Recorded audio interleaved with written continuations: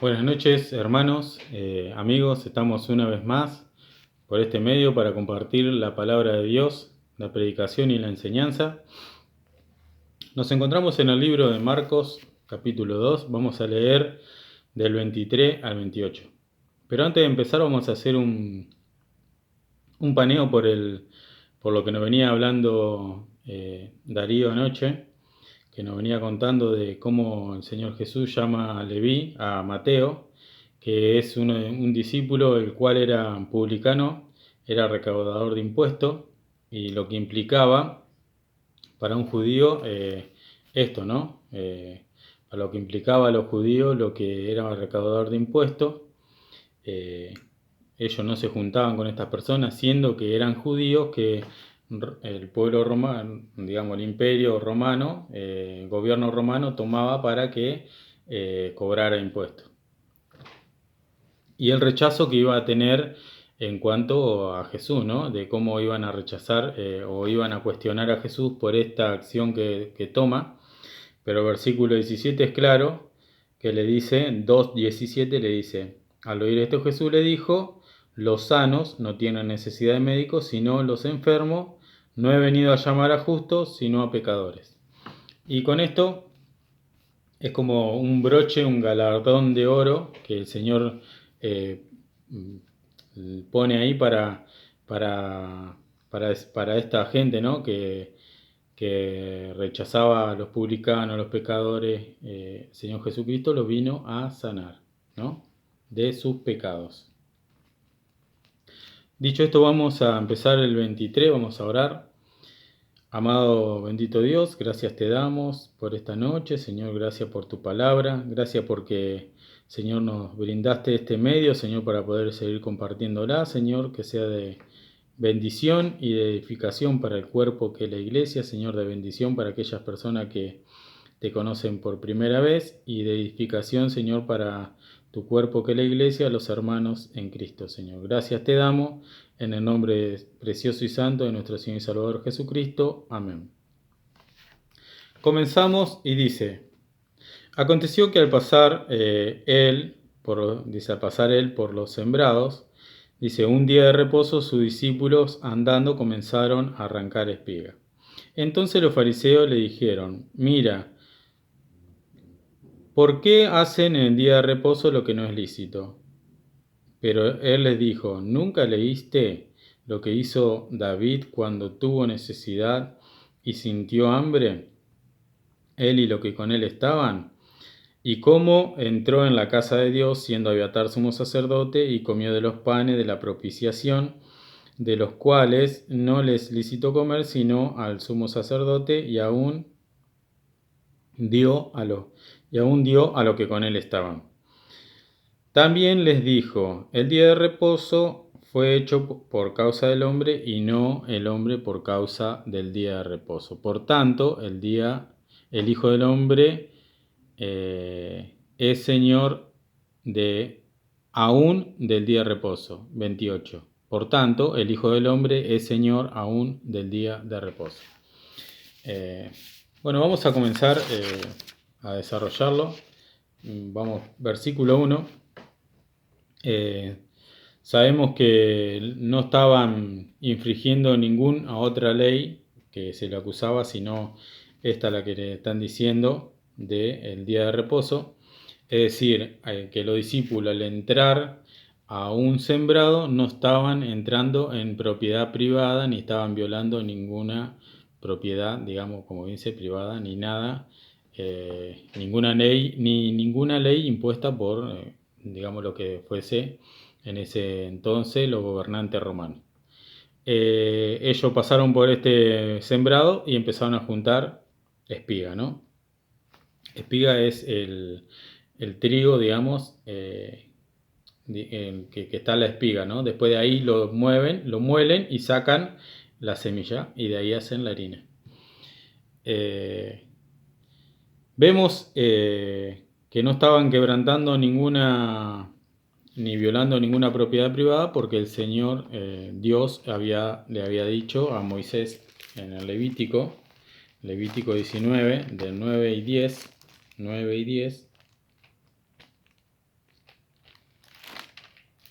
Levítico 19, 9 y 10 dice: Cuando siegues la mies de tu tierra, no segarás hasta lo último rincón de ella, ni espigarás tu tierra segada, y no rebuscarás tu viña, ni recogerás del fruto caído de la viña. Para el pobre y para el extranjero lo dejarás, yo Jehová vuestro Dios. Este era un mandato. Ahora vamos a Deuteronomio 23, 25. Ahí nomás. Deuteronomio 23, 25 dice: cuando entres en la mies de tu prójimo, podrás arrancar espigas con tus manos, mas no aplicarás hoz a la mies de tu prójimo. Es decir, vos podías entrar en la mies al sembrado de tu prójimo, pero no debías cortar la planta. ¿Por qué? Porque así como vos, ponele, así como uno iba y entraba y recogía con la mano para la necesidad diaria, o venía otro atrás y hacía exactamente lo mismo. Entonces, si vos entrabas en la miel, en el sembrado de tu prójimo, no tenías que romper la planta, arrancarla por completo, ¿no? Esto era lo que mandaba el Señor Dios en esa ley, ¿no? Por eso es que los discípulos no estaban violando ninguna autoridad, ni ninguna autoridad civil, ni siquiera estaban violando ninguna propiedad privada, porque el Señor había mandado esto. 24. Los intérpretes dice: entonces los fariseos le dijeron: mira, ¿por qué hacen esto en el día de reposo? Bueno, acá sabemos que los fariseos eran personas que estudiaban meticulosamente la ley. Decía, hasta el último punto de la ley ellos aprendían, estudiaban. Luego le dice una acusación, ¿no? Directa: mira, le dice. Primero le dice mira, ¿no? Y esto nos lleva a pensar, ¿no? De que le quieren, como quien dice, le quieren aplicar la ley. Acá te la aplico, le dicen estos fariseos, ¿no? Y la ley que le querían aplicar está en Éxodo 34, 21. Éxodo 34, 21.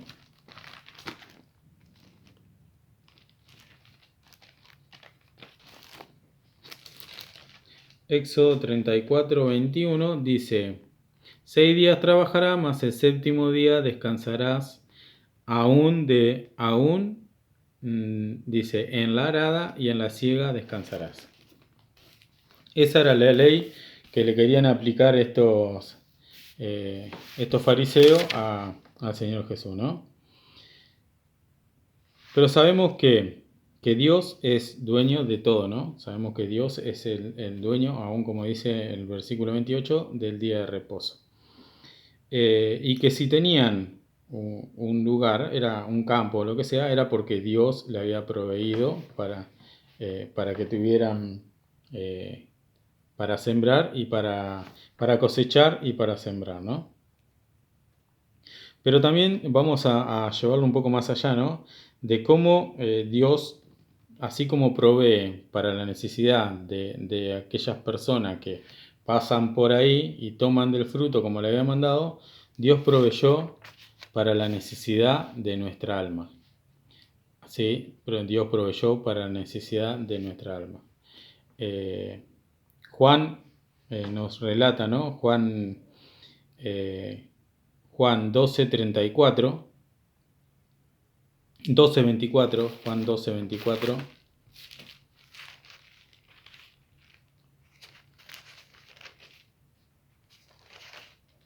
Juan 12:24 dice: de cierto os digo que si el grano de trigo no cae a tierra y no muere, queda solo, pero si muere, lleva mucho fruto. Ese es el trigo, la verdadera semilla que Dios puso en la tierra para que con su muerte y su resurrección llevara mucho fruto. Esa es la provisión divina de Dios. Es decir, Dios proveyó para el sustento del alma para cada persona. Juan 12:24.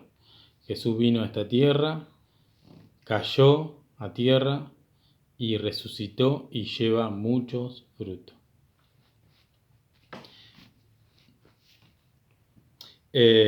También tenemos que entender de que todo tiene un tiempo, ¿no?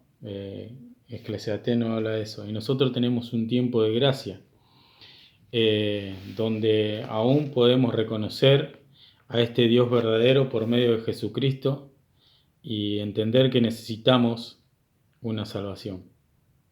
Tenemos que entender de que este tiempo en algún momento se va a terminar, ¿no?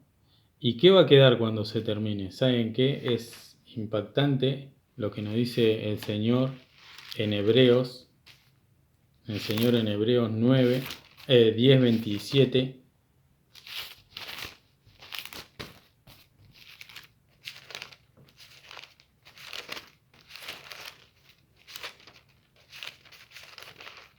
Hebreos 10:27 dice lo siguiente.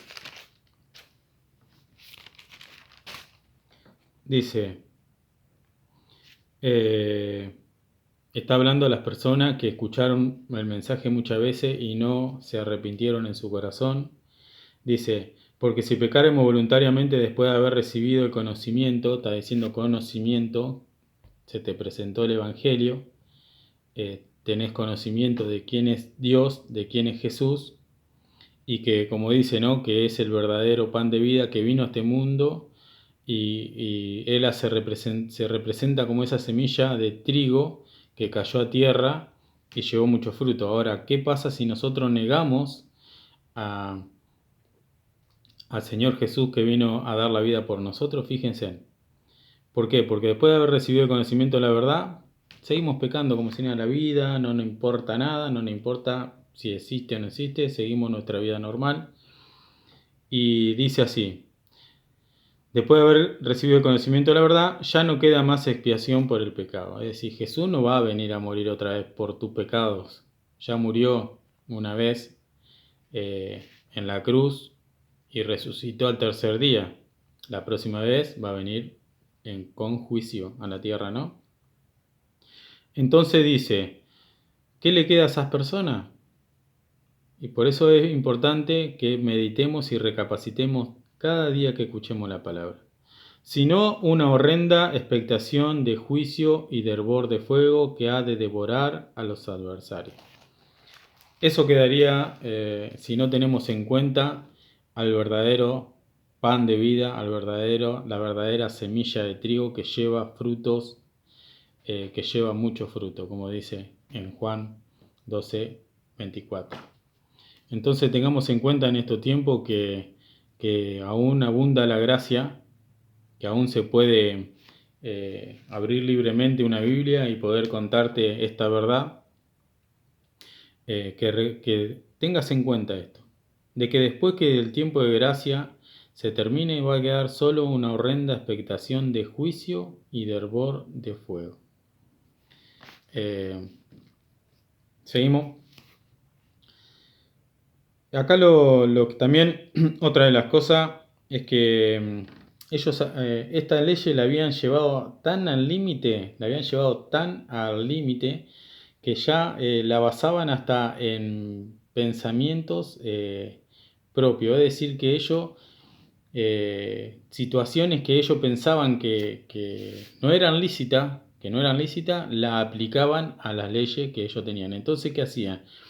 Lo que debería ser un día de gozo, lo que debería ser un día de adoración, lo que debería ser un día de devoción para Dios, terminó siendo un día de carga para los hombres, como lo interpretaban ellos, ¿no? Llegaba a ser una carga para los hombres.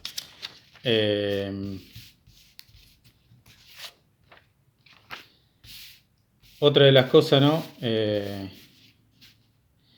Habían perdido la verdadera visión de lo que significaba este día y bueno, la llevaban al extremo. Ya habían perdido por completo la visión. ¿Por qué?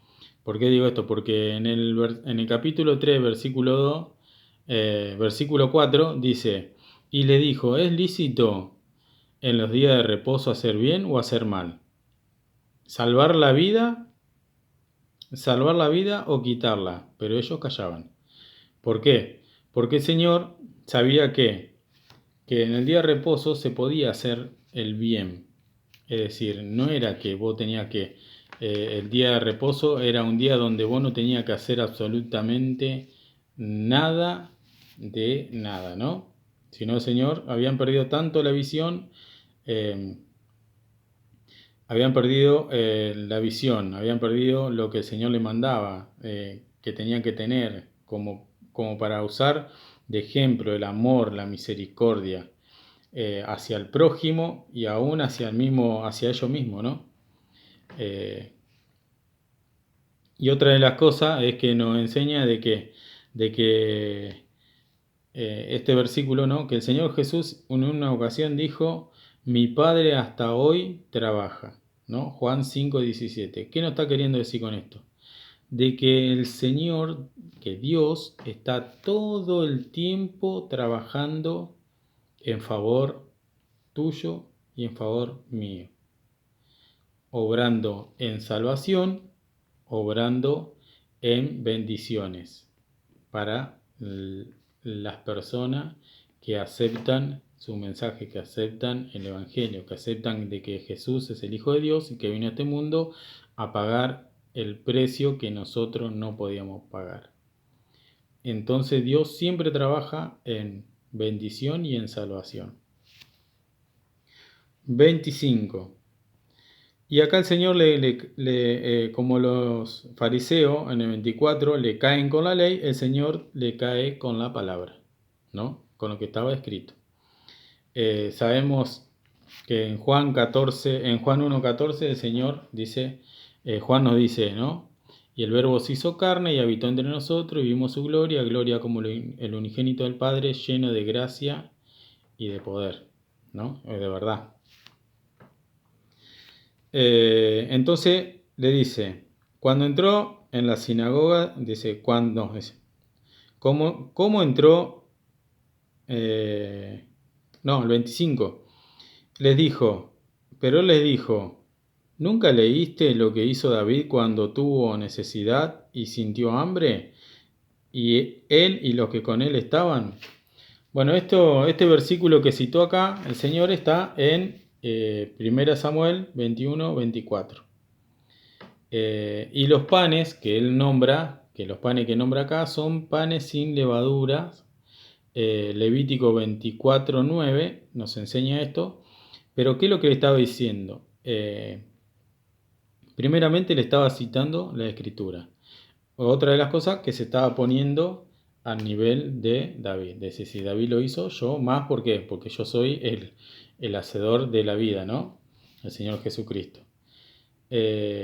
Lo que llamaba la atención era que eran los panes sin levadura en ese entonces, eran 12 panes que eran ofrecidos por las 12 tribus, es decir, era una ofrenda que se hacía por las 12 tribus. Si vos eras de la tribu de Benjamín, un sacerdote tenía que ofrecer 12 panes por la demás tribu. Por más que haya rivalidad o haya lo que haya, el sacerdote lo tenía que hacer. Acá el Señor lo que hace es también se pone el lugar que le corresponde, ¿no? El lugar de rey. ¿Por qué? Porque David lo hizo y el Señor es rey de reyes, entonces también se pone en ese lugar, ¿no?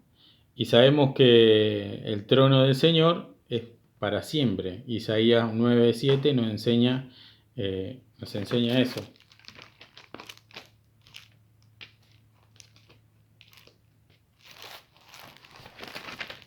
Isaías 9:7 dice, y lo dilatado de su imperio y de la paz no tendrán límite sobre el trono de David y sobre su reino, disponiendo y confirmándolo en juicio, en justicia desde ahora y para siempre.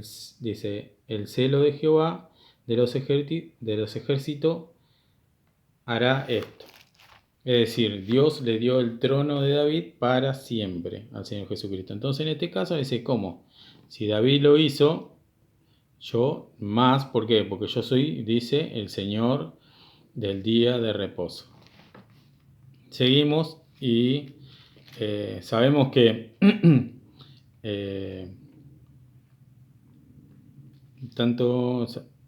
hay un versículo en Romanos 2:29 que nos habla un poco de la ley también. Nos habla un poco de la ley y un poco también de lo que era, cómo ellos constituían la religión, ¿no? De esa manera. Romanos 2:29. Romanos 2:29 dice, sino que es juicio el que lo es en lo interior, en la circuncisión del corazón, en un espíritu, no en letra, la alabanza del cual no viene de los hombres, sino de Dios, ¿no? Y está hablando de la letra, de lo que sería la ley, y si no, en espíritu. ¿Qué está queriendo decir esto? Que nuestra adoración tiene que ser en espíritu, no en letra. La letra muchas veces lo que hace es darnos intelectualmente, quizás la podemos aprender intelectualmente y no llega al espíritu, digamos. Es como que si yo lleno mi mente de conocimiento, pero nunca cambió nada en mí. Entonces lo único que tengo es conocimiento. Pero el espíritu es el que vivifica, ¿no? Es el que da vida. Entonces, que no sea una religión de letra lo que hacemos, de solo enseñanza y solo que sea de palabras, nomás de puras palabras, sino que sea de espíritu, el cual va a vivificar. ¿Por qué? Porque intelectualmente nosotros no podemos aprender todo. Dios le dio la capacidad al hombre de aprender cosas, pero el espíritu es el que obra en lo que es salvación y lo que convence a la persona, tanto de pecado, de justicia y de juicio, como leíamos en el libro de Juan. Entonces, nosotros lo que tenemos que tener es una relación con Dios y no una religión, ¿no? Una religión de decir, de cumplir ciertos ritos, ciertos actos para poder merecer el favor de Dios cuando Dios ya hizo todo en favor del hombre.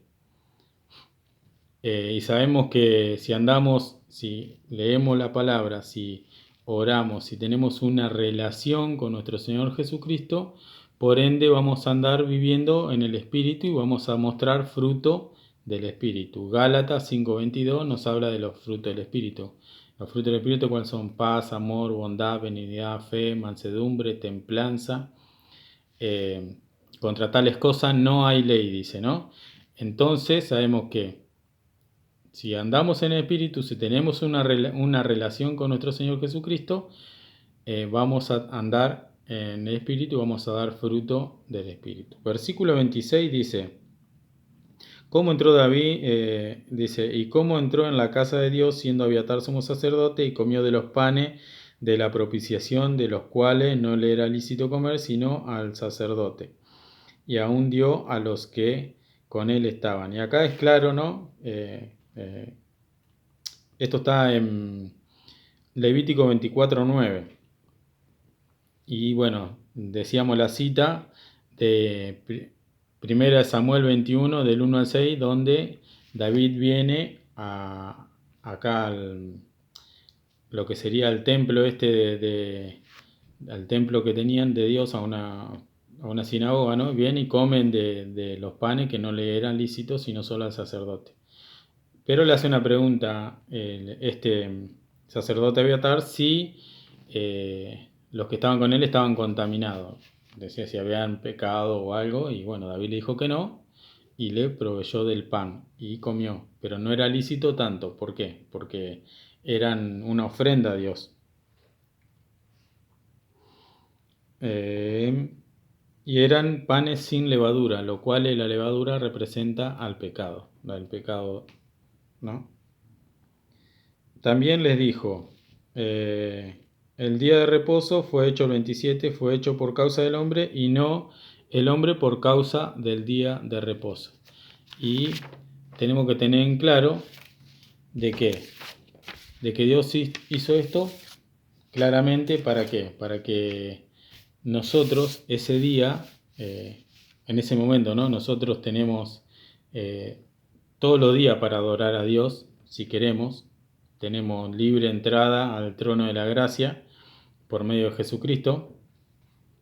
Pero sabemos que le había dado esto, ¿por qué? Por causa del hombre. Porque en ese momento, en ese entonces, quizás su mente hubiese divagado en que podían seguir trabajando para enriquecerse, para poder ser más próspero, para poder quizás tener más ganancia de su campo, es decir, un día más de ganancia. Y eso lo iba a convertir en que iban a llevarlo a la codicia. Y eso es lo que no quería Dios tampoco, de que el hombre se vuelva codicioso y lo único que pensara era en ganar dinero, sino que ese día lo usara también para descansar de la labor semanal y también para dedicárselo al Señor de lleno, digamos, de la mañana hasta la tarde. Ahora, dice el 28, por tanto, el Hijo del Hombre es Señor del día de reposo. Esto también, en el 27 también nos habla de que Dios no descansa. Dios no descansa. Dios no es que se toma ese día de descanso, no. Dios sigue obrando todos los días. No, Él no descansa, no duerme. Hay un salmo que dice que el que te guarda no se fatiga, no se cansa, ni se duerme. ¿Qué está diciendo el Señor con el que Él es el Hijo del Hombre, es dueño del día de reposo, es Señor del día de reposo, que tiene autoridad aún sobre ese día, sobre el sábado, sobre la ley, que tiene autoridad sobre la ley que ellos adoran? Él tiene la autoridad.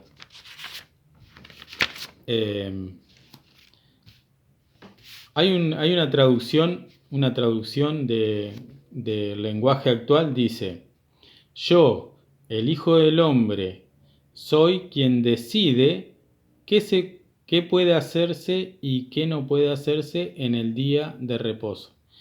Yo, el Hijo del Hombre, soy el que decide, dice, ¿no? Esta traducción me lleva a pensar algunas cosas, ¿no?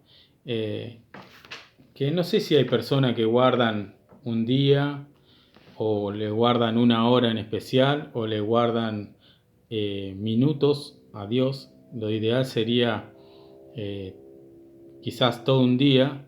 Yo me imagino esto, ¿no? De que con todo el tiempo en la semana, en una semana, no llegamos al día que dice el Señor, ¿no?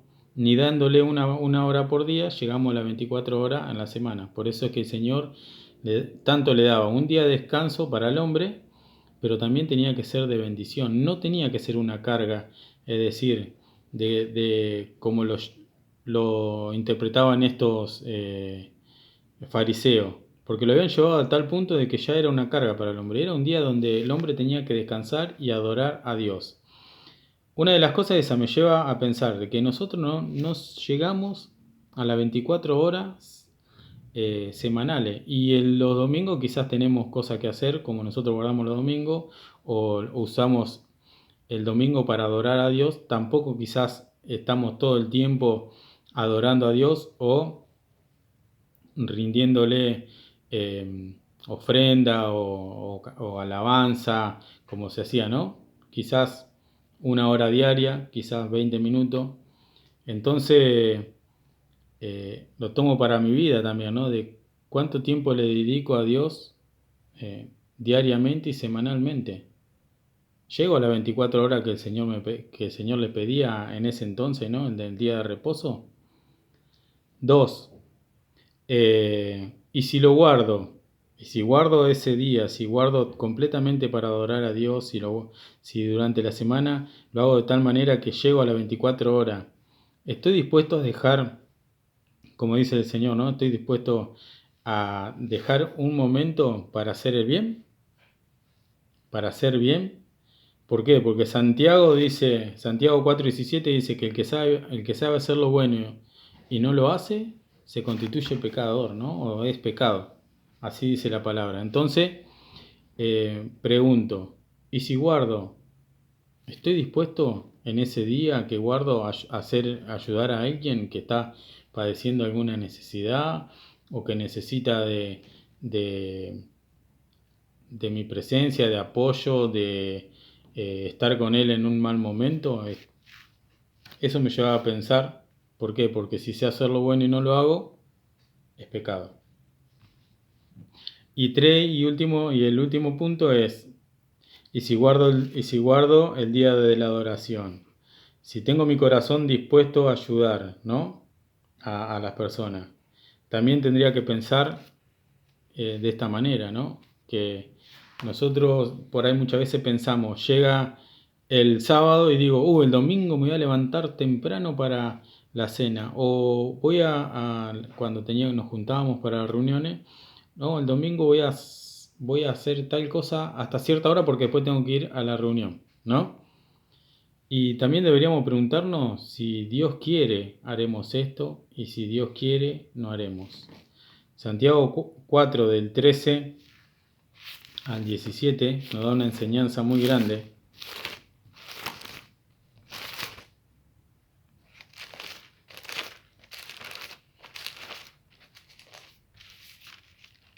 Santiago 4 del 13 al 17 dice, vamos ahora lo que decís, hoy mañana iremos a tal ciudad y estaremos allá un año y traficaremos y ganaremos. Dice, cuando no sabéis lo que será mañana, porque ¿qué es vuestra vida? Ciertamente es neblina, que se aparece por un poco de tiempo y luego se desvanece. En lugar de lo cual deberías decir, si el Señor quiere, viviremos y haremos esto o aquello. Entonces, práctico, ¿no? Si sé hacer el bien y no lo hago, peco. Si guardo el día de adoración para el Señor, que es el domingo, lo guardo por completo, digamos, nosotros tenemos el domingo por costumbre, y lo guardo por completo. Y si tengo un corazón dispuesto a ayudar, lo que sea, me tengo que preguntar si Dios quiere y si haremos esto, y si Dios quiere, no lo haremos, ¿no? Porque la palabra dice que somos como la neblina.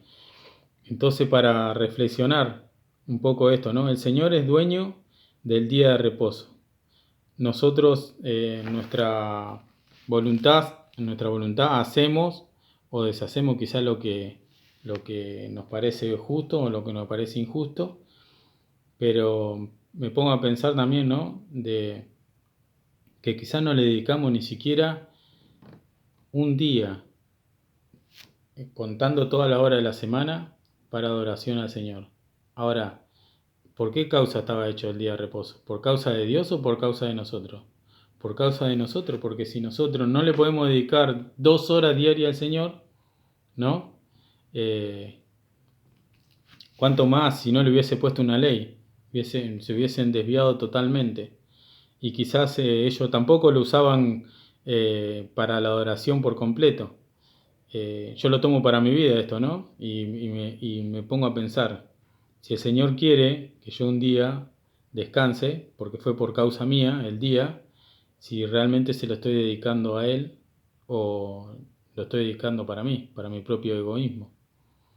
Y también pensar de que el Señor tiene autoridad sobre el día de reposo porque Él es el Señor que lo creó al día de reposo, ¿no? por causa nuestra. Vamos a orar para terminar. Amado bendito Dios, gracias te damos, Señor, por una nueva oportunidad de escuchar de tu palabra, Señor. Gracias porque nos enseñaste, Señor, de que estos líderes religiosos querían acusarte, Señor, de que estabas quebrantando una ley cuando tú habías puesto esa ley por causa de nosotros y no por causa tuya, Señor. Sabemos que tú eres dueño de todo, Señor, y Señor, cuán exhortadora es tu palabra, Señor, que nos exhorta a examinarnos si realmente te dedicamos todo un día durante la semana, contando las horas y los minutos, para poder dedicártelo a ti, Señor. Gracias, Señor, porque nos da la oportunidad que tenemos este tiempo para adorarte, Señor, para escuchar de tu palabra, para aprender de ella, Señor, y para que tú nos enseñes de que tú eres Señor por sobre todo. Gracias, Dios. En el nombre precioso y santo de nuestro Señor Jesucristo. Amén. Bueno, siga escuchando los mensajes diariamente, 20-30 horas por este canal, y que Dios los bendiga. Amén.